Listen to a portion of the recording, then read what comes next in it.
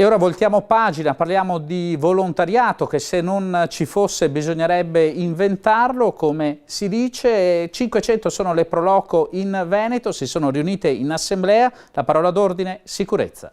Detentori delle tradizioni, animatori del territorio e custodi delle identità. Sono i volontari delle Pro Loco che nei giorni scorsi si sono riuniti per la consueta assemblea annuale. Un appuntamento che ha discusso del tema che sempre più attanaglia le associazioni di volontari, la sicurezza. Abbiamo affrontato il problema che oggi affligge le Pro Loco, che è quello delle autorizzazioni per le manifestazioni temporanee.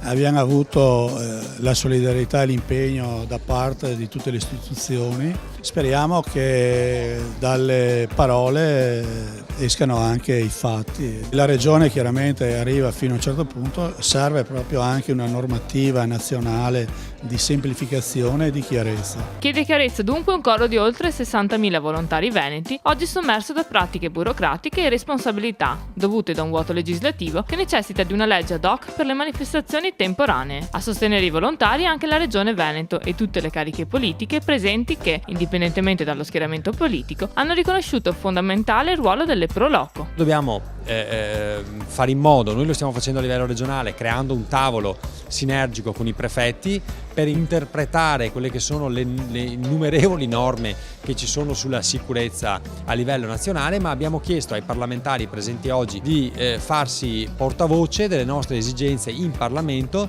per dar vita a una nuova legge nazionale, perché la competenza ce l'ha lo Stato e non le regioni, per mettere in sicurezza tutti questi presidenti, altrimenti arriveremo al paradosso che nessun presidente si prenderà più la responsabilità di fare manifestazioni. Il risultato sarà che non si faranno più sagre, manifestazioni culturali sul territorio e quindi un pezzo della nostra economia andrà a cadere perché non verrà sostituita da nessuno. Un esempio, quello veneto, che può diventare faro per l'intera nazione. Sicuramente stanno uscendo anche delle risoluzioni, delle proposte che sicuramente adotteremo anche a carattere nazionale per far sì di poter un po' snellire e sburocratizzare questo problema. Il nostro obiettivo è sicuramente quello che non vogliamo perdere nessuna manifestazione, perché le tradizioni, la cultura di un territorio sono fondamentali, devono essere perse, ma è anche importante quindi avere manifestazioni sicure per chi